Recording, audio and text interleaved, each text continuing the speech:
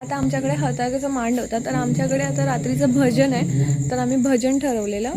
तर आता भजनवाले आलेत, मी तुम्हाला भजन दाखवते आमच्या घरातलं भजन.